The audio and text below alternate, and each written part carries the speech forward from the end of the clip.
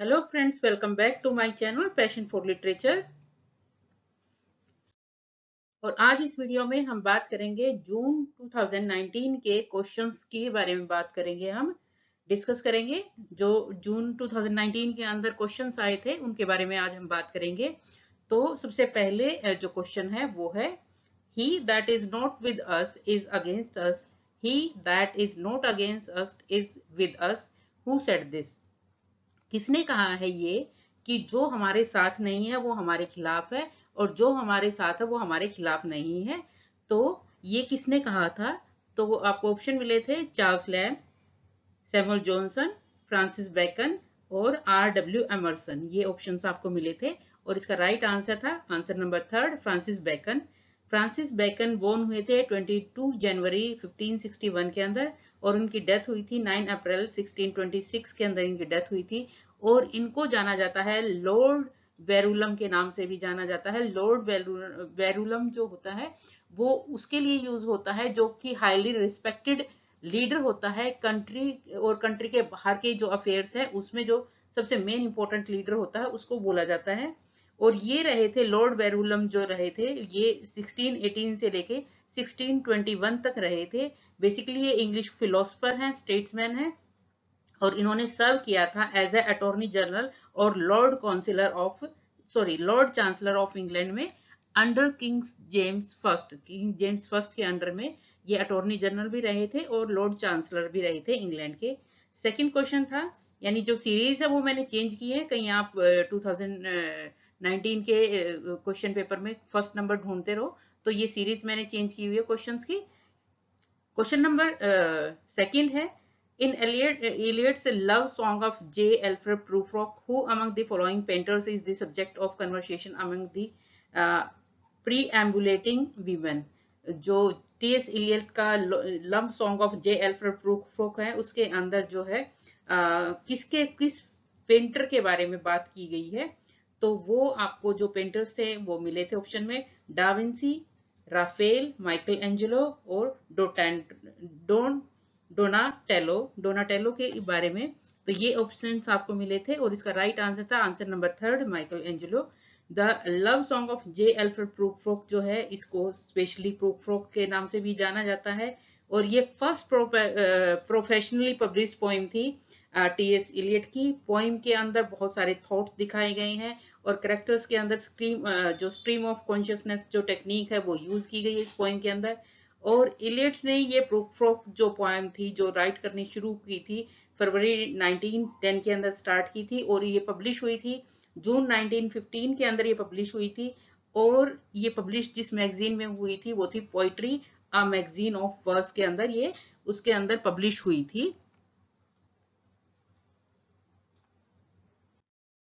उसके बाद next question है, who is the author of the essay the rationale of the copy text? ये इसके the rationale of copy text के writer कौन, जो ऐसे है उसके ऑथर कौन है? तो आपको ऑप्शंस मिले थे Fredson, Bowers, W Greg, R.B. McKerrow, Paul Maas. तो ये ऑप्शंस थे और इसका राइट आंसर था answer number two, W Greg. Sir Walter Wilson Greg इनका पूरा नाम है, सर वॉल्टर विल्सन ग्रेग। और ये बोर्न हुए थे 9 जुलाई 1875 के अंदर और इनकी डेथ हुई थी 4 मार्च 1959 में। और ये प्रोफेशनली डब्ल्यू ग्रेग के नाम से जाने जाते हैं। ये लीडिंग बिब्लियोग्राफर थे और जो 20th सेंचुरी के शेक्सपियर जो है वो माने जाते हैं। और इनका जो ऐसे था जिसके ऊपर क्वेश्चन था the rationale of copy text 1950 के अंदर ये पब्लिश हुआ था और ये बहुत ही सिग्निफिकेंट इन्फ्लुएंस है इसका टेक्सचुअल क्रिटिसिज्म के अंदर। अगर आपसे पूछा जाए कि टेक्सचुअल क्रिटिसिज्म के अंदर जो है कौन सा वर्क है तो ये जो वर्क आता है ये इनका टेक्सचुअल क्रिटिसिज्म के अंदर आता है। नेक्स्ट क्वेश्चन था, in which of Anita Desai novels does an insane wife kill her husband? तो अनीता देसाई का ऐसा कौन सा नॉवल था जिसमें एक इनसेन वाइफ जो है अपने हस्बैंड को मार देती है? तो ऑप्शंस थे voices in the city, second option था इन कस्टडी, थर्ड था क्राई द पीकॉक और फोर्थ ऑप्शन था बॉम गार्डन बॉम्बे। तो ये ऑप्शंस थे और इसका राइट आंसर था आंसर नंबर थर्ड, यानी cry the peacock. Cry the peacock के अंदर जो होती है एक इंसेन वाइफ और उसको डर रहता है हमेशा की वो एक उसकी इनसिक्योरिटी थी, जिसकी वजह से फाइनली वो अपने हस्बैंड को जो है मार देती है इस वर्क के अंदर। अनीता देसाई जो है वो बोर्न हुई थी अनीता मजूमदार के नाम से, बोर्न हुई थी 24 जन 1937 के अंदर। ये बेसिकली एक इंडियन नॉवलिस्ट है। एज ए राइटर वो जो है 3 टाइम्स जो है बुकर प्राइज के लिए नॉमिनेट शॉर्ट लिस्टेड हुई थी। और उनके और जो वर्क्स हैं उनके अंदर peacock, the peacock, voices in the city, fire on the mountain, और एक एंथोलॉजी है शॉर्ट स्टोरीज की, गेम्स एट ट्वीलाइट।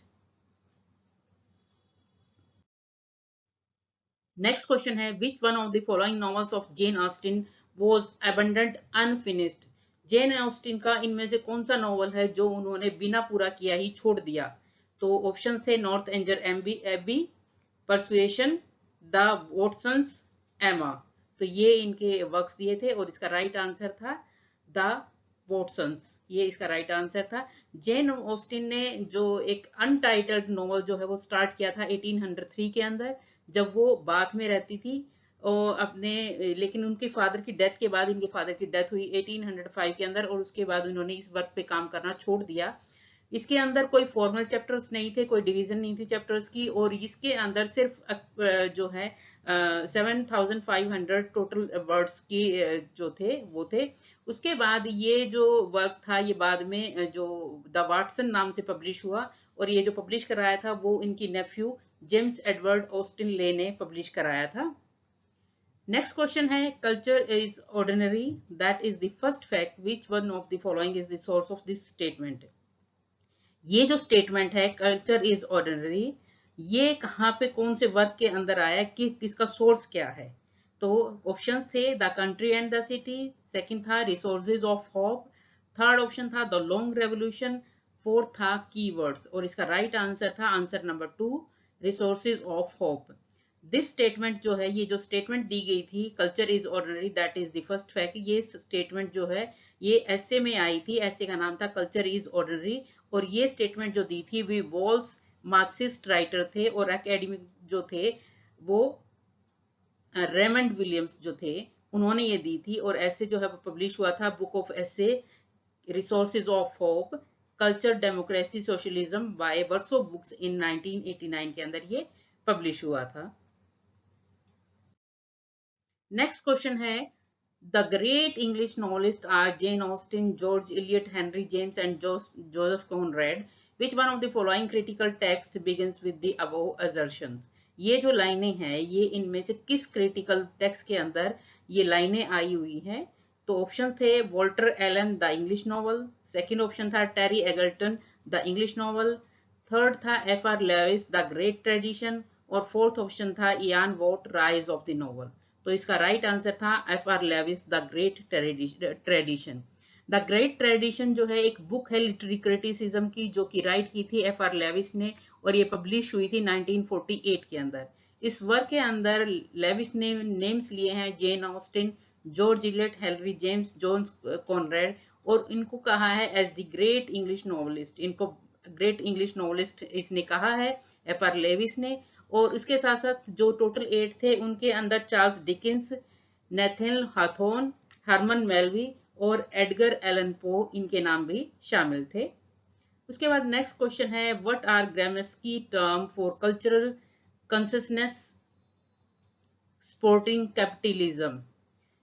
ग्रामस्की के ने कौन सी टर्म जो है वो यूज की है जो ऐसी एक कल्चरल है जो कि सपोर्ट करती है कैपिटलिज्म का, और उसके लिए उन्होंने जो टर्म यूज की थी उसके लिए ऑप्शन थे मोनोपोली, सेकंड था आइडियोलॉजी, थर्ड था डिस्कोर्स, फोर्थ था हेजमनी।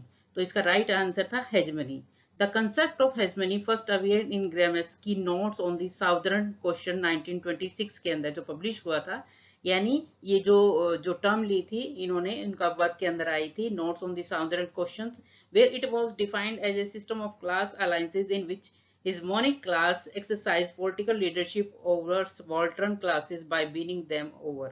और इसके अंदर ये बताया है कि जो अपर क्लास होते हैं, जो पॉलिटिकल लीडरशिप्स होते हैं, वो कैसे अपना जो है पावर वो मेंटेन करते हैं। वो जो स्पार्टन होते हैं, जो जो उनसे लोअर लेवल पे होते हैं उनके अंदर विन करते हैं, उनको विन करते हैं और उनके ऊपर जो है अपनी जो है पावर दिखाते हैं, तो वो पूरी तरह से जो गरीब होते हैं उनको पूरी तरह से ओवर पावर कर लेते हैं। तो ये जो कंसेप्ट दिया था कैपिटलिज्म का, उसके लिए उन्होंने यूज किया था टर्म हेजमनी।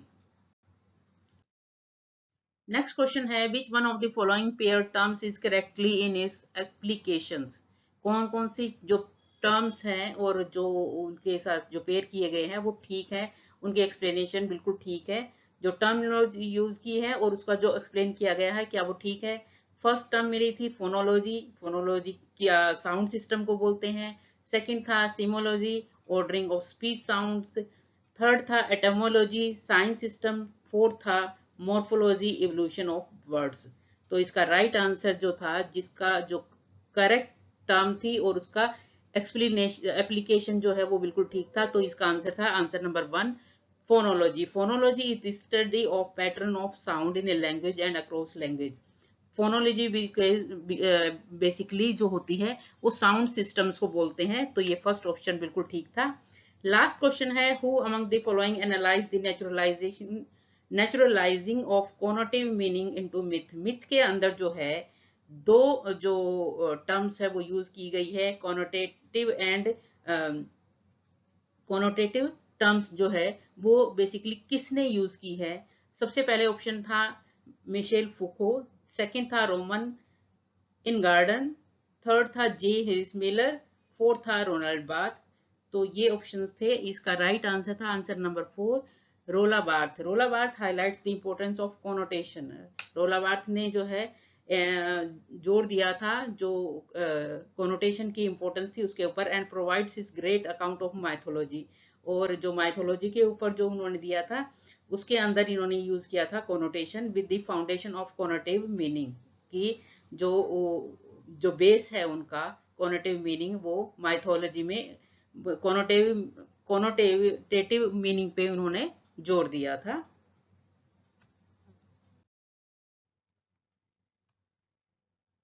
तो आई होप स्टूडेंट्स की ये वीडियो आपके लिए काफी हेल्पफुल रहेगा। Please do like share and subscribe my channel passion for literature. Thank you.